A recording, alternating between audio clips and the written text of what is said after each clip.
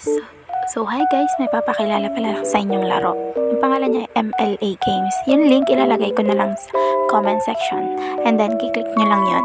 So, tuturuan ko kayo kung paano mag-login at mag-register ng account. So, ang gagamitin nyo lang dun is yung phone number nyo. And then, create lang kayo ng password. Ganun lang. Super basic. Yan, papakita ko sa inyo. Phone number, and then pag wala pa kayong account, register now. Click nyo lang yun. And then tuturuan ko kayo kung paano maglaro. Madami dyan laro, mamimili lang kayo. Pero nilalaro ko yung Winco. Kasi mamimili lang kayo kung big ba or small yung lalabas. And then may yung mga taya dyan yan. Times 1, times 5, times 10. Kung gaano kalaki yung gusto nyo i-bet. So, ganyan lang. Mamimili lang kayo. Mayroon siyang 1 minute, 30 seconds lang kung ayaw nyo mag-antay.